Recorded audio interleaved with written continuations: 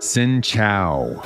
Hope you are doing well wherever you might be in the world. This is Matt and Nikki Javitt from Passport Joy Travel Talk. We're coming to you from Da Nang, Vietnam.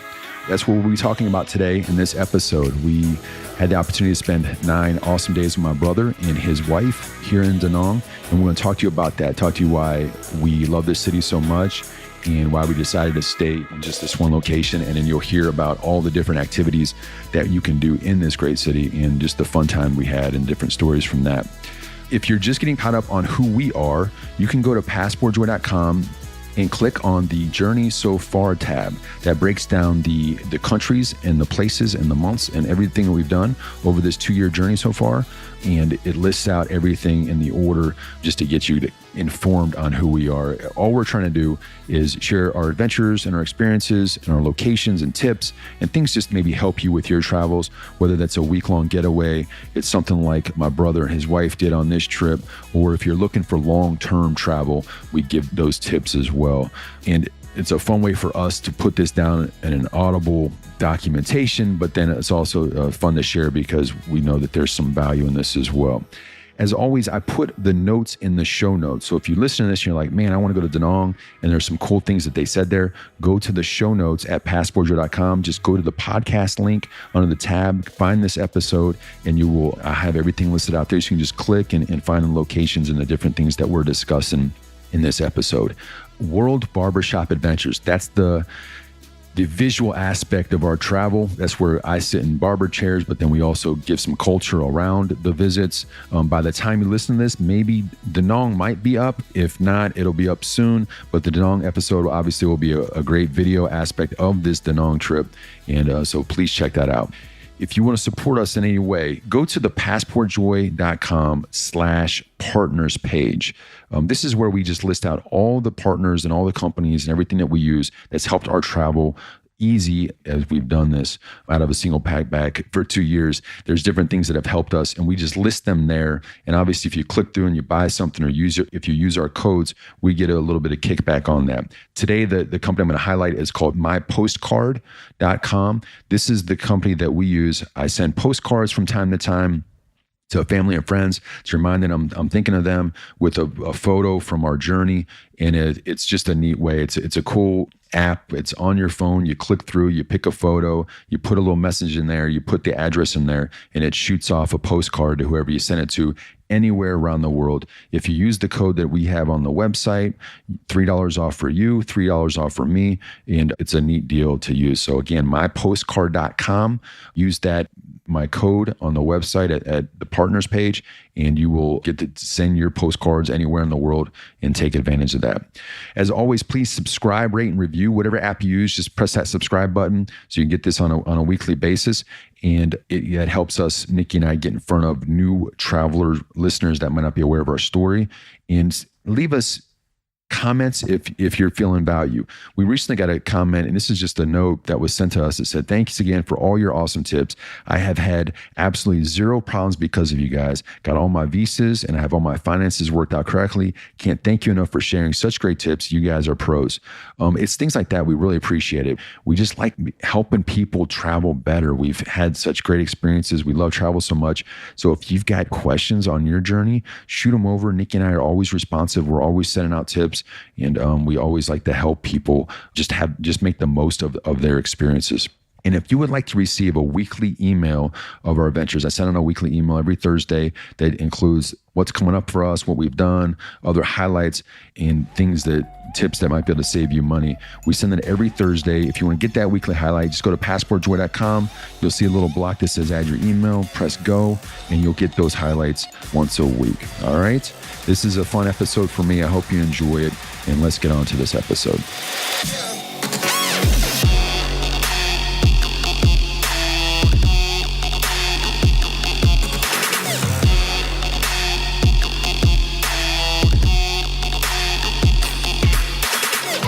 All right, this is a fun episode because we are going to talk about a trip that my brother and his wife made to visit us in Da Nang, Vietnam, which Da Nang is one of our, probably my favorite place that we visited on our trip so far. I'm sure it's in Nikki's top 5. we love being in Da Nang, Vietnam, and we'd been here. We were in the midst of a 28-day straight stay, before we head off to India. And so during this, what we hope to do is highlight why we love Da Nang so much, but also talk about their trip as well, and just get into those details, because this was their first trip, my brother's first trip, to an international location outside of like the Bahamas. So they'd never been to Asia. They've never been to any place that's like Vietnam. So we didn't know what to expect with him and his wife is in the same situation as well.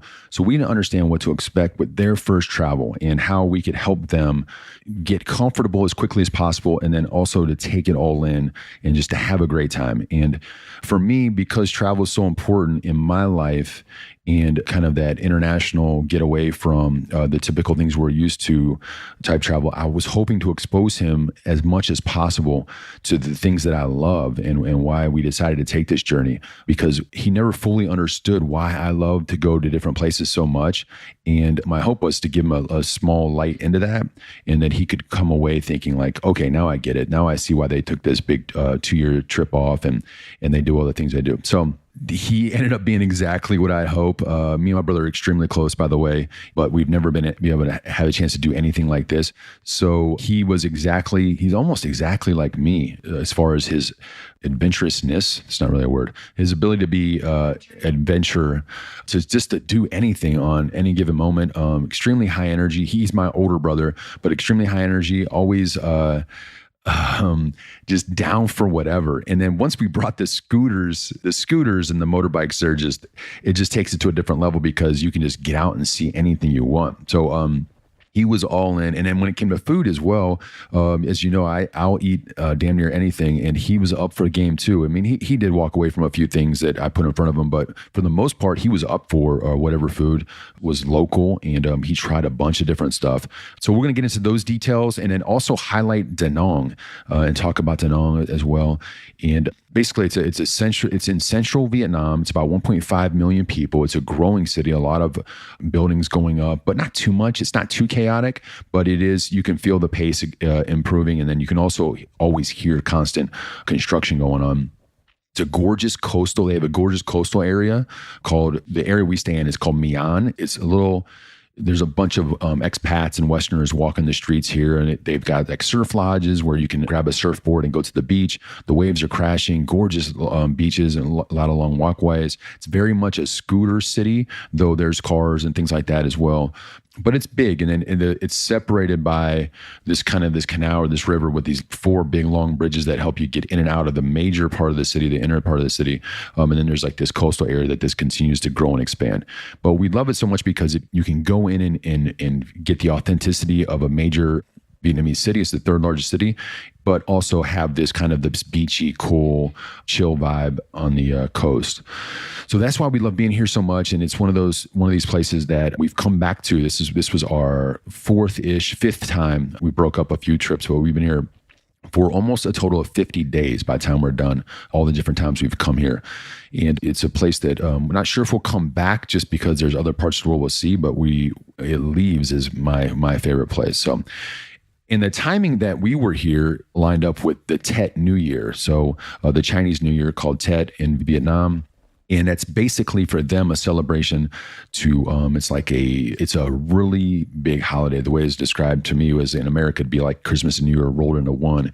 And it felt very family oriented. So the families get together, celebrate, they look for the blessings of the new year, they get rid of the debts of the year prior, and they look to just kind of restart and have a fresh year. So there's a very positive energy when we're here, and very inviting people. And it was a great time. So to get into details of their journey, so they took a very unconventional route to get here. And it was, I did some coaching, but they ended up just deciding to do their own thing because this is their first time making a trip this far. They wanted to break it up. My brother doesn't like to, the airplane just doesn't like to travel on those long flights so much. So they ended up they flew from India to Vegas, stayed in Vegas a night, and then they went from Vegas to Los Angeles to Hong Kong, and then Hong Kong to Da Nang. So it was a long trip to get here. So we didn't know if they were going to be hungover, jet lagged, if you will. But once they landed after about 3.5 days of travel, They were all about it. His wife was a bit tired once they got here, but Chuck was ready to go. And we hit the ground running. We picked up the airport, did all that at the airport, and then got them checked in. They stayed at the Balcona Hotel, which is right on the beach there. It's gorgeous. It looks over the beach. They had a great view of the ocean, and it's easy access. They could just walk out every day and hit the sun. And Allison, his wife, loves to stay on the beach. So that was great for them. And just to be able to take all that in. And Nikki and I, like we've stayed many times, we stayed at the Infinity Residence, which is like a 7, how many apartments in here? Probably 10 apartments in this building, but we just love it. It's a great price point. It can be quiet. It's in the On Thong area is what it's called, this whole area in Mian, but the owners are great and we just like staying here, and it's a great price too. So we ended up going to we took them to our favorite spot in this area called Kenta and got them some great food and just got them. Kenta's easy because it has traditional Vietnamese food, but it's not too much. It's not too chaotic or scary or anything. So we wanted to do that to make sure that they felt comfortable, and then got some beer and just kind of hung out that night and went to a few local spots. One of the spots was called the Filling Station. It's a local bar, and it's neat because there's a lot of expats and travelers that go through there, but there's also like a Vietnamese staff, and there's a few Vietnamese people that come in and out. So it was a great spot for them to kind of just transition and understand that like I said, this is their first international trip. So they just weren't super overwhelmed. And it was neat for my brother because he had a chance to talk to 2 Americans that were ex-military. My brother's ex-military. And he had a chance to just hear their stories on why they stay as long in Vietnam as they do. Both of them actually live here. So for him to hear that, and then for them to tell him how awesome this country is, was really cool. Because hearing it from his brother for 2 years and then hearing it from somebody else is kind of different. So then he started his trip good because he was hearing all this positive stuff about it before. And then they were giving him ideas like, hey, you guys should do all these things. Many of the things were on our list, but they gave him some fresh ideas and some things to think about. So those guys were real cool to hang out with. And we just played pool and kind of hung out. And then the next day, it was all about like beach time and chilling. We got them to try some local cuisine at another one of our favorite places with some banzao. Babe, can you describe banzao for me, please? You are a food practitioner. Oh my gosh. I'm always describing food. So banzao is, they can do it like a vegetarian style or they can do it with meat. But the typical banzao is like similar to an omelet, and it's made with egg. And then inside of it usually is pork and beef. And then there's bean sprouts, chilies, mint leaves, and then all of that's inside of the omelet. The outer part of the omelet is egg based. And then you take these rice papers and you take a piece of the banzao, which is the egg omelet, and put it in rice paper. And then you use some more mint leaf and some, what's that vegetable that it comes with? We never did figure out what that was, that white vegetable. It's plantain. Some plantain and cucumber, and you put that on top. So you have your rice paper, your banzao, your fresh mint leaf, your cucumber, and your plantain, and then you wrap that up. And since the banzao is already warm, it kind of all melts together, and you have this little wrap. And they give you some beef sauce or some oyster or fish sauce to dip it in, and it's kind of like a little mini burrito. Their version of like a little mini burrito. And if you do the vegetarian style, then they obviously would not put the meat in there, and it's just filled with a plethora of vegetables. And we did, interestingly enough, find some places that make them vegan without egg. I have no clue what the outer shell would be made of if it's not made with egg to make it stick together. And I have never tried it, so I don't know, but everyone seems to like it. And that place, the place we love in our area, Mian, is called Miss Knees. And that place is really cool too because they help Nikki with a vegan style pho, which is not always easy to find. Even when you go to places that can absolutely do it and you tell them pho che, they don't always, because che means vegan or vegetarian in Vietnamese, they don't always understand how to make it. So, but the owner there is awesome. He actually was a cook in Chicago at one point. So he's really cool. And we talked to him a lot, and it's become one of our favorite spots. And then that night we went along there's the big dragon bridge that actually shoots flames out of its mouth. It looks like a dragon. It's amazing. It's gorgeous. And then it's fun to look at night. And that whole area actually is really cool at night because it's lit up and it's got all kinds of light decorations and things like that. So it's real photo friendly.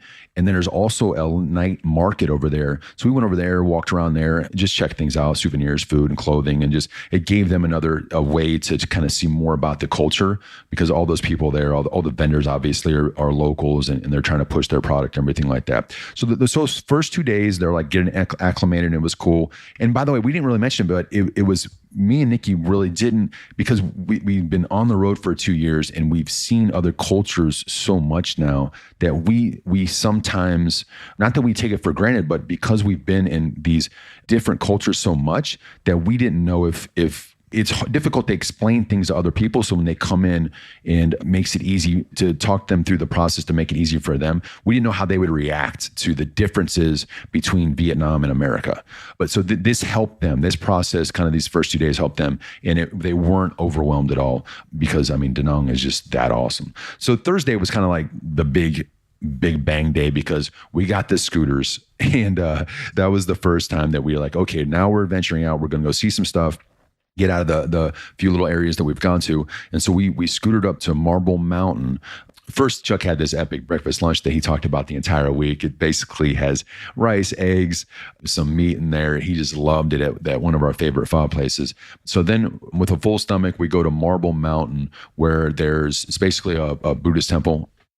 Yeah, so Marble Mountain is just located south of the city, and it is this mountain that is made of marble, like this huge slab of mountain, and it has some like trees and greenery on the side of it, and it's full of caves, and the caves contain Buddhist shrines, and they have altars that depict these scenes that are supposed to be from both heaven and hell.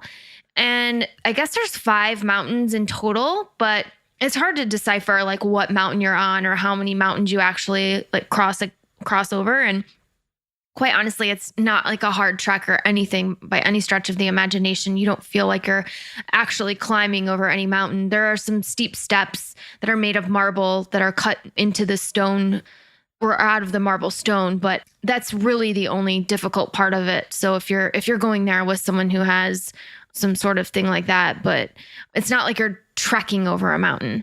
And then there's a lot of good viewpoints that you can walk along and see out over the city of Da Nang. And you can see the whole entire coastline as well over the viewpoints. And it's super cheap. It's like 40,000 Vietnamese dong per person, which is under $2 per person. You can also pay a little bit extra to take the elevator up if you don't want to trek up the stairs to get up there. But we always just walk. It's a nice little walk just to see the statues and stuff. There's a lot of Buddhas made out of marble, like hand-carved marble along the way. There's a lot of dragon statues along the way, but I just suggest skipping the elevator ride. Yeah, Marble Mountain's cool to go to. And then as you get there, just remember that along the street where you're parking, they sell a ton of these massive marble statues in all forms and all religions, and just everything is represented there, but they're made out of marble and other stones as well, and jade, and just different things, great things you can purchase for souvenirs, or just like big, huge statues for like a business or something to put in your yard. But as you're pulling in there to park, you're going to get, there's going to be a lot of people saying, hey, park here, because the idea is if they can get you, parking's free, but they want you to park near them or with them. So then they have you first to buy their goods at their store. So don't get overwhelmed by that. And you don't have to buy. When we went last year, we did not buy anything. We happened to buy something this time when we parked at this lady's spot right in front of the entrance. And it was really cool. And in some places sell food, but just know that as you're pulling in, that it can be overwhelming because you're gonna have all these different people yelling at you and chasing at you, and even as you're getting closer, if you're on a scooter, they might even talk to you like, hey, you going to Marble Mountain? Hey, follow me, I'll take you here. And it's not creepy or weird, it's just different. It can be a little aggressive at times, and just know it's fine in the end. So from after that, we went to Lady Buddha, which is on the other side. You have to go through past the city, and it hugs the coast, and it's a beautiful Lady Buddha statue that overlooks the city's coastline. Yeah, Lady Buddha is one of my favorite places. So she is at the Lin Ung Pagoda, and she stands at like 67 meters tall, and she's just all white. She's very, very visible from basically any vantage point when you're in Mian or even some places in downtown Da Nang. So it's really cool. And she lights up at night. They have these lights that shine on her. So being the white color that she is, you can see her from far, far away. It's kind of similar to Christ the Redeemer statue in Rio. So it's really neat just to see that. But she's said to watch over the sailors in the city of Da Nang while they go out and fish. And I guess the legend is that she says prayers for them during times of heavy storms or like any sort of inclement weather that's going on. So that's what purpose she serves. And then outside of that area, there's an area that's right across the parking way from her. And there are 18 other statues. They're called statues of Arat. And they're just placed around a central shrine. And that shrine is there to protect those statues. And all those statues are supposed to represent emotions. So emotions like love or hate, anger or joy. And it's really cool. They're also carved out of marble as well. And they're all white. And it's just a really neat complex because the complex itself is just very simple, but it's full of like little bonsai trees all over the place. It's very peaceful. Sometimes you can see people praying there. It's very quiet. I mean, no one's really making any noises. And a lot of people are just going there to see the 18 statues of Arat or Lady Buddha. You can see like little dogs walking around. Sometimes if you're lucky enough, you can see some monks. But to get there, basically just follow the coastline and follow your way to the statue. And there is no fee to go there. And you can park your car. And then when you leave, you can give whatever donation you want if you can afford a donation. And the donation goes back to the pagoda. So yeah, and the dogs are interesting too because there's a lot of dogs there, especially on the back side of the major building. And from what we've been told, the monks take care of the dogs, and that's why. And a lot of them are kind of like scruffy, scraggly, like they've gone through something. Rescued dogs. So you'll see a bunch of those. So don't be worried about that if you see a bunch of those dogs. And then we went down. So we got back in the scooters, went down, and then we went to the left as we left Lady Buddha. So if you're approaching Lady Buddha, if you could just continue straight and don't go up the big ramp to Lady Buddha, if you keep going straight, that takes you to Monkey Mountain. And back there's also a lot of real nice hotels. The Intercontinental is the big one. It's really, and we saw it from a different view when we went on a different scooter view, and it is magnificent. That place is massive and bananas. It's really nice. But you go up there, and that takes you towards Monkey Mountain, where there's a bunch of monkeys. And but they're not always easy to find, but they're absolutely there. So we went up, and it ended up where one of our scooters couldn't make it up the hill. So I jumped on the back with Chuck, and we just scooted out for about 7 to 10 minutes. And we saw a bunch of monkeys. It was a group of them they had like the white faces. They had a real long white tail, and they jumped like it was crazy how these things jumped across the different trees. And at first they were intrigued with us. And then as we started moving a little bit, they got a little scared and they went away, and you couldn't see them as much, but it was cool to see that. And then it didn't freak Chuck out. I think it made Chuck really excited because it stayed with him for the rest of the trip because he constantly wanted to see these monkeys. I think that's probably his first natural encounter with a monkey in a forest like that. So that was really cool. And so the rest of the day, we ended up going to a Korean barbecue spot that's nothing much to talk about. It was neat, but it wasn't as good as we thought it would be. And then I guess another highlight of that night is me and Chuck went on a beach bar hopping type thing, little brother hangout thing. But one of the places we went to is called Apocalypse Now, and it's at the end of the beach in the Mai Kai Beach. And it is Mai Kai Beach, and it's really cool because it's set up like one of the best beach bars I've ever been to. Loud music, great seating area, unbelievable service. The prices are more expensive than what you can find in other areas of the city, absolutely. But they're catering to, I think, a different crowd. It picked up a couple of nights that we went there, but it's a really cool, great vibe. If you like really good, either like tech music or dance music, that place was really nice. But you can still have a conversation because it's not that loud. But the other highlight of that day, and then I also took Chuck to the top of the Holiday Hotel. the Holiday Beach Hotel, which is along the beach. I wanted him to show him the poker room because the poker is really big in my life, and I just like playing poker. But I just wanted to show him like these are the things that go on here as well, because there's a poker room up there, and it was actually a poker tournament going on. They were at the final table, so he had a chance to see that. And then we went to the top of that floor. They have a really cool beach bar. It overlooks the entire city and the entire coastline, so that was neat. And then we just kind of did the little just bar hopping.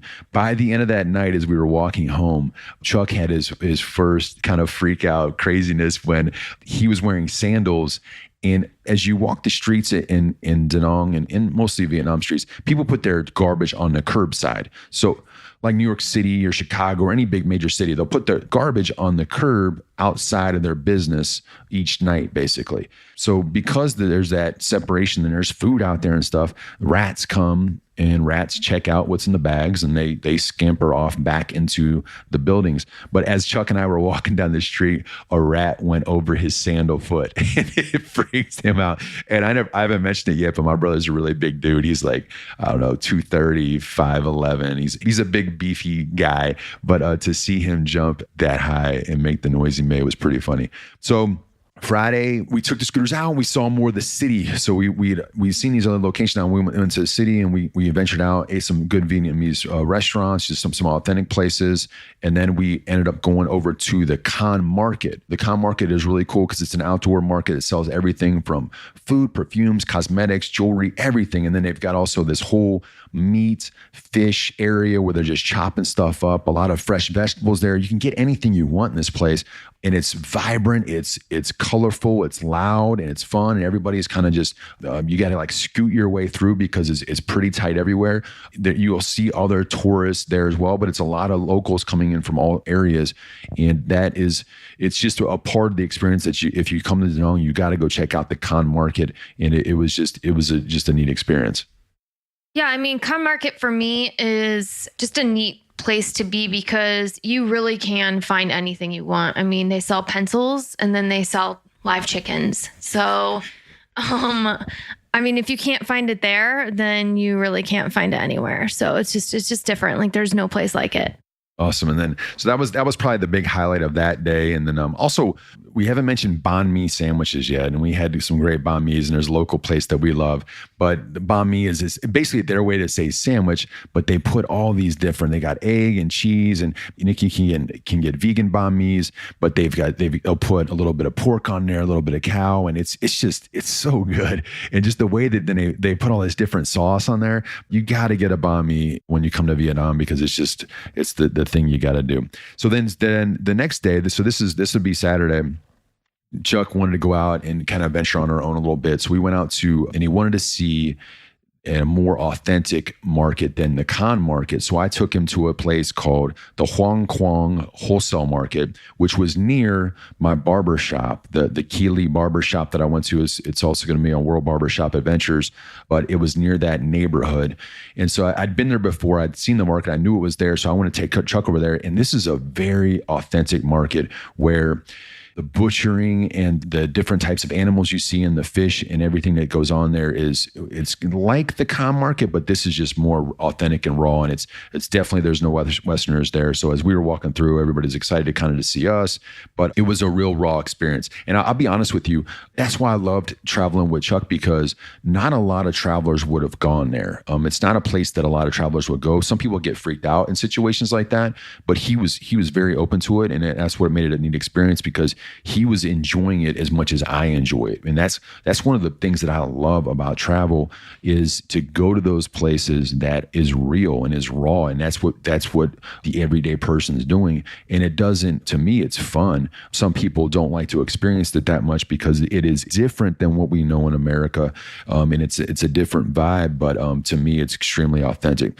So from then we had the day plan. We were going to Hoi An that night. And we didn't mention it yet, but every day is low 80s and every night is low 70s, and it's sunny. So this entire trip for them has been nothing but sunshine and amazingness. So there's a lot of beach time mixed into this and a lot of getting sun. But that night we went down to Hoi An, which is a city about 30 minutes south of here. Yeah, so Hoi An is more of like a romantic feel. It's notorious for its handmade lanterns that are hanging throughout the streets, and they light up at night. And so the main area of Hoi An, it's called Old Town. And the lanterns that hang there, they're like different colors, they're shapes and sizes. And during the day, the lanterns basically just like add character to the street because, I mean, there's some lanterns that are in Da Nang, but very, very few. But in Hoi An, it's like every single street has lanterns. So it's people go there to see these lanterns. And then at nighttime, they light up. So it's just like this magical feel when they're all lit up because it's pretty much like Christmas every day, but instead of being Christmas lights, it's lantern lights. The unique thing about Hoi An, which I really love, is that in my opinion, just because we've been to several places now, I think it's one of the best places, hands down, where you can get handmade leather goods. And with the exception of Bangkok, it is I say a close second or maybe even the best place to get suits for men. So in Hoi An, it's basically how I describe it because Allison was asking me before we were going, like, what is it like? So quaint little town, like I said, all lined with lanterns. But when you walk the streets, it's like boutique shop after boutique shop. And they're indoors. Mainly the stores are indoors. They're located indoors. So if you just imagine wherever you live right now and you're going to a boutique shop, and then right next door to that is another one. And literally the entire street is just lined with that. So there are some stores that are located outside, like would be like underneath like a tent or something like that. And those are not boutique-y. They're just kind of selling, knockoff bags and stuff like that. But these boutique shops, when you walk in, they're selling handmade leather goods such as purses, wallets, belts, handmade shoes for men and women. You can go in and they're selling dresses. And when I'm saying this, like they have samples that are already made that you can see. But when they make these things for you, especially the clothing, they're making it couture for you. Now, they'll make couture purses for you. So if you walk in and you see a purse and you're like, oh, I like that, hobo bag, but I'd prefer it to be in a light gray, they'll do it. They will take their leather, they'll dye it for you, and they'll ask you when you're coming back, when you're leaving, where you're staying, and they'll have it done for you either the next day or sometime later that day. If you want your bag monogrammed, they can do that for you too. If you want the stitching a different color, if you want different hardware on it, they'll make it happen. So everything there is basically customized to your liking, and you're always allowed to negotiate, and their prices are definitely reasonable. And same thing goes for clothes. So for girls, they have phenomenal dresses and they have amazing sandals, like handmade leather sandals. And for guys, and they have leather jackets too, which in hindsight, I wish I would have gotten one, but I don't know. I can always go to a different store and get one. But yeah, so Allison got a really, really nice handmade leather jacket for herself. So she went in, she saw they have them all on these mannequins, and they take your measurements and they make it to your liking. And then you can pick out your lining, you can pick out your zippers, you can pick out where you want your pockets cut on it. It's really, really, really cool. It's a unique experience.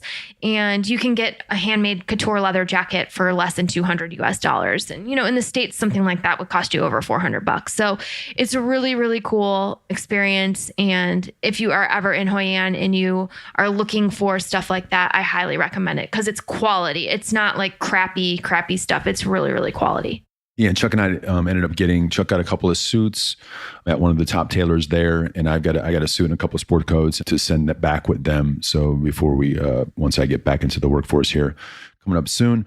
And then there's like a nice canal that goes through the city, a little river, and then it's so they have all these long tail boats where they light the candles and put them up in the air, and at night it gets really romantic with all the colors and the bridge, and there's all kinds of great restaurants and pubs to sit and watch everybody on the water. So Hoi An is awesome, and that's what's really cool about Da Nang because it's so close. So you can stay in Da Nang and go visit the Hoi An. A lot of people will come to Da Nang for a couple of days and go visit Hoi An for a couple of days, but we'll really enjoy that. But because of the suit process, me and Chuck had to come back the next day for more fittings because it's just not like you show up and you get a suit. You have to do multiple fittings to make sure it's perfect to whether, because they're measuring you, they're trying it on, they're sending it away to the factory. They change the styling to fit better. You come back, you try it on again. They're like, no, let's change this, let's change that, mark. And then they send it back to the factory and then they bring it back. So yeah, the factory is, no,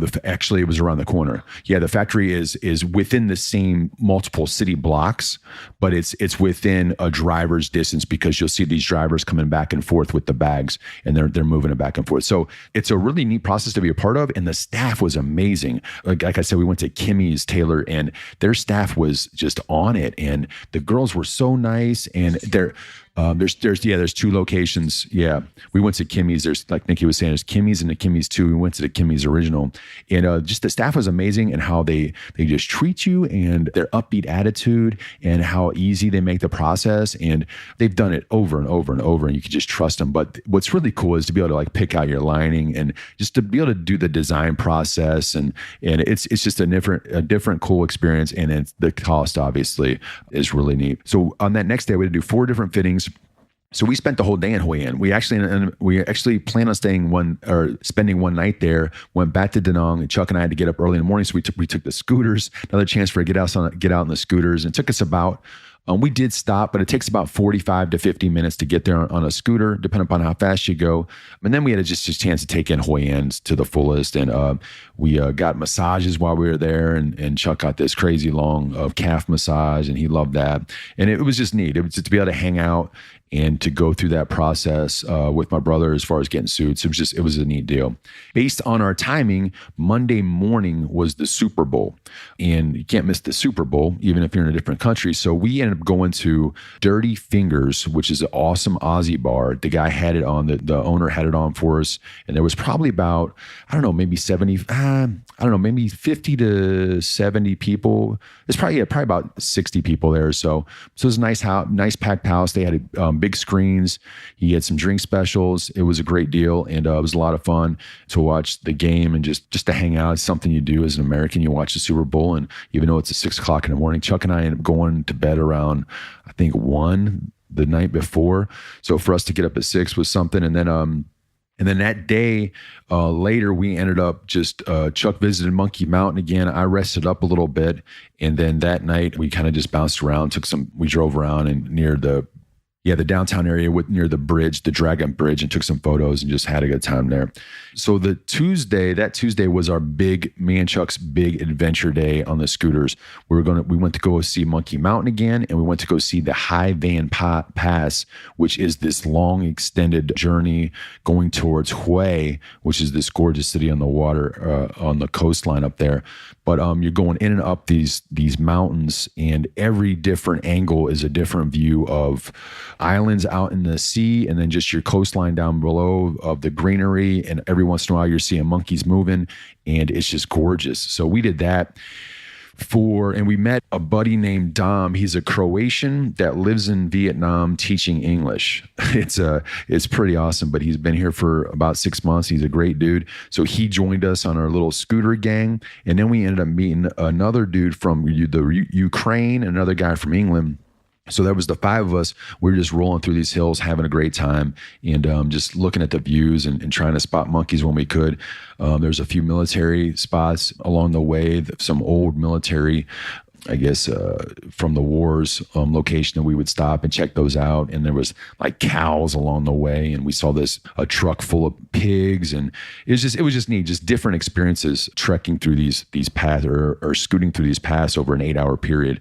And then we end up going to the end where we were stopped to kind of like look at our phones and say, okay, what's our path to get home? We knew getting home was going to be about an hour and 15, an hour and 30. And we're just like, okay, how are we going to get there? And we're looking at our phones, and there was a restaurant right there, and I could hear music coming away. So as the guys were kind of getting their stuff together with all the bikes parked, I walked over to the restaurant and I saw this guy who was the restaurant owner with his dad just yelling at the screen with the words on the screen because he's doing karaoke and the music was very loud. So I just went over and grabbed Chuck and I just said, hey man, you want to see the passion of karaoke in this country? Because karaoke is very strong in Vietnam. I said, you want to go see this guy sing? And so Chuck went around the corner, and as this guy's singing, he sees Chuck and he opens up the window to his restaurant and basically invites Chuck to sing. The guy starts pulling out beers for us. It was just a neat, exciting, and just represented not only just their passion and how much fun they have, but also just their kindness to inviting these people that just don't know us, but they're always inviting and being nice and asking us to partake. So that was fun. That was a fun way to end that day. And then we had to drive home for about an hour and a half or so. But then the next day, me and Chuck decided to go along another scooter trip out to see a mountain. It's called Ho Dong Zan Dong Yang. I probably messed that up, but it's this huge mountain that has massive lake there. So we wanted to go out there and just check that out. And then also we had a chance just to see the countryside because it's on the, this was our last day of biking, their last full day here. So we just wanted to go see the countryside because we've been in the city, we've seen these sites, but I wanted to take him out to the country. And as we're going through the country, Chuck had a chance to see like 5 people on one bike, because you see a lot of 3 people, sometimes you'll see 4 people, but to see 5, Chuck was like, holy, that was 5 people there. It's a big deal. So it's something that the first time you see it, it shocks you. So he had a chance to see that. And along the trek through this countryside and then going to see this big lake, because Tet, the New Year, is being celebrated, people would come out, and this is probably an area where they don't get to see a lot of travelers. They would come out and wave to us and say hello and invite us. They were inviting me and him into their homes. And so on the way back, he was 27. He came out and he waved to us and invited us into their home. So we parked our bikes and went in, and they were just so nice, where it was a military father and his 5 kids, 4 boys and 1 girl. They were all in their 20s, and they were bringing out just beer and food and just giving us all their food they're preparing for the day, and just trying to talk to us. We were using Google Translate to talk through it. But it was just such a cool and a unique experience for me as well, and for Chuck, obviously, but just to be able to be in the countryside with a family that doesn't know us. And I mean, what's neat is I was talking to my buddy about it the other day, is like, I'm 6'6", 220. My brother's 5'11", 230. Like he's a big dude. And as big as we are, to invite us in, not unfearingly, to their home is just, it's amazing. It's so cool. So that was neat to experience that. And then we just kept biking along, and we had a chance to we stopped it. There was another cool part about Vietnam is the bonding you see, for me at least, is the bonding you see with men. You'll see a lot of men sitting at round tables of 7 to 8 people. And then you'll see some groups when they're either playing cards, shooting dice, or just hanging out in groups of like 20, where 5 guys might be at the table, but there's another 10 or 15 gathered around watching them play. And that happens often. You see it all the time on the street sides, and I love it. And it's really cool. It's like this bonding that they have that you don't see in all parts of the world. Well, when Chuck and I were scooting in to get to the proper city of Da Nang, we saw this massive group of about 25 to 30 people in 3 different groups, and they were shooting dice. And the dice games that they were playing with the dice that they had, essentially there was one person running the game, and he had this pan that would cover the dice, and he would show the dice when he would like flip it. But instead of the 6 sides of the dice being 1 through 6, they had faces of animals. And on the paper in front of him were the different animals: a chicken, a fish, a deer, and then you would bet on the different animals. So there was people gathered around making these bets, and it's basically paid 1 to 1. So if you put 100,000 dong on a deer, and he flips over a deer, you're getting paid 100,000. If the deer doesn't come up, they take your money. So it gave us a chance to kind of play with this. It was, for a gambler like me and my brother, to play dice in Vietnam on the countryside road, it was totally unique, a lot of fun. They were all inviting, even though nobody there spoke English. Nobody spoke English there. We still worked through that process and had a great time. And it's just something that it's such a rare, unique experience. And it was a lot of fun to go through that.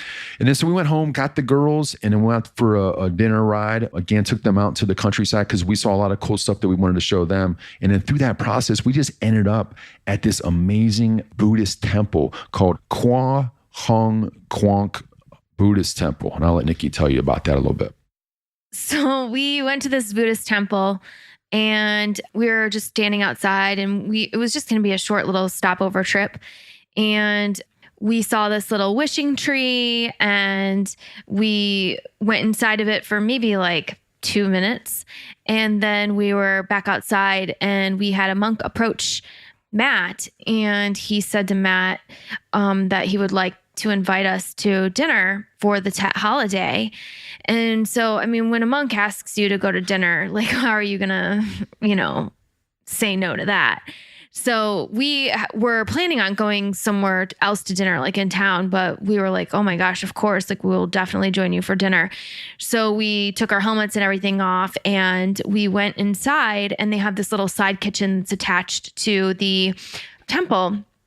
And there's a couple of women inside. They were preparing food. And the great thing about monks is I don't know if it's like in all religions, but in the Buddhist religion is they don't eat meat. So when they were bringing out the food, I was like, this is super awesome. I don't even have to worry about what food I'm eating. So I didn't know exactly all the things that we were eating, but a couple of the things were like spring rolls. Another one was some rice with green beans, and they were like made into these patties.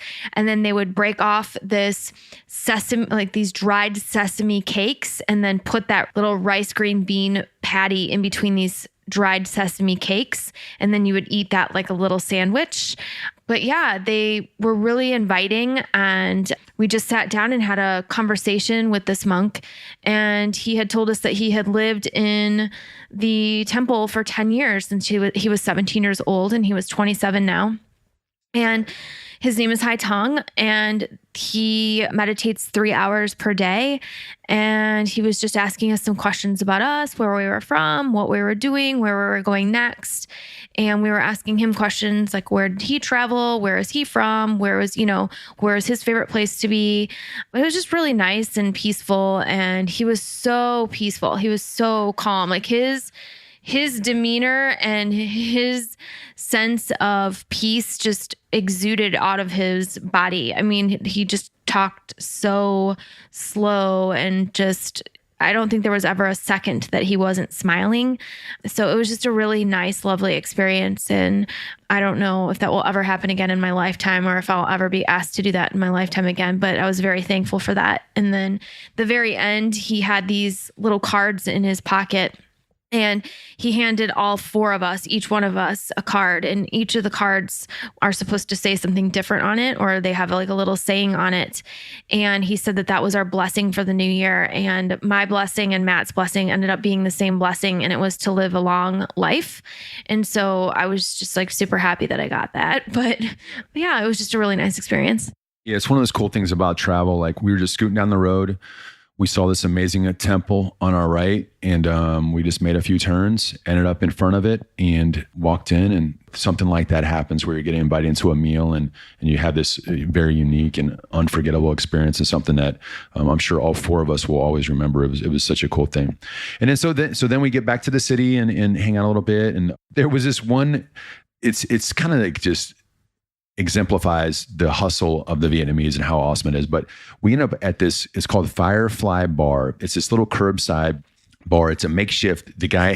It's like a lemonade stand made for serving alcohol, and it's right next to it. So my brother, again, he stayed at the Balcona, which is like along the main strip where the ocean is. And there's like an open lot there that's probably been sold, but it's like a parking lot, but there's an open space where there's a walkaway. And these two young kids, I call them kids, they're probably in their early 20s. They're just hustling drinks, bartending their tail off out of this. They've got many tables, many chairs, and we're just walking along the street, and they're like, hey, like real excitingly asking us to drink a beer with them. I'm like, we got to drink a beer with these guys. They're doing their thing. So we just hung out with drank beer at their little stand, and we got a chance to know, like they invest in the opportunity to have like a license at that spot, and then they make the money and they build their stand. They build their little business that way. And it's just awesome because it to me, it shows just the vibrancy and everything that's going on in Vietnam on just the work ethic and the ability to be creative but to work hard and the welcoming attitude. It's just really neat. And it kind of, it's like a food cart, but it's just different because we hadn't seen anything quite like that. You see a lot of different food stands, but to have your own mini bar was really cool. And just, I guess it's probably because their attitude as well, the kids' attitude in that. So, but that was it. Then we had a heartfelt night of conversations and more drinks, and that ended their trip because they were getting up early in the morning, and then they took their long trek home from there. But again, just I guess in summary, Da Nang, Vietnam, you can't beat it. We love it. There's so much to see here. There's so many great things within the area. We spent a lot of time here. We've really gotten to know the city. We really love the city a lot. And then also just to be able to experience travel with other people that are special to you. For my brother and my sister-in-law to come here and for them to do that, and for us to be a part of that adventure with them, and then to have these memories for a lifetime is just something that you just can't replace. And Nikki and I always say experiences over things, but it's just another example of that. Like, there's nothing you can buy in this world. Yeah, this trip cost them money, but the experiences we had together, there's nothing you can replace that. And that's why we love travel so much. So hopefully you can take some of this information and use it, and hopefully you will have an awesome adventure as well, like we did.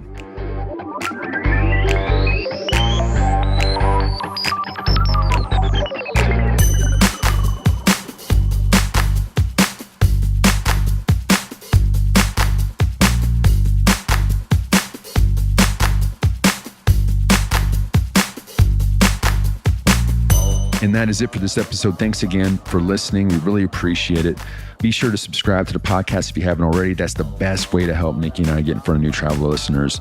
And then leave a review if you have that time to do that on any of the platforms. Apple is obviously the best for us, but we just like the kind words and to know that we're continuing to add value here. As always, I list out all the important links in today's podcast in the show notes tab. So just go to thepassportjoy.com, click on the podcast tab, and I list out everything there. So if you're thinking about coming to Da Nang, everything's listed there for you. Just click on through, find the best place for you. That whether it's the restaurants, the sites we're talking about, it's all there for you. And you can always follow along on our travel updates in our weekly newsletter that comes out Thursday just by signing up at passportjoy.com. That gives you insights into travel tips and tools, where we're going, and also all of our social media links are there as well. All right, we will be back to you next week with a new episode. Until then, safe travels wherever you might be heading next.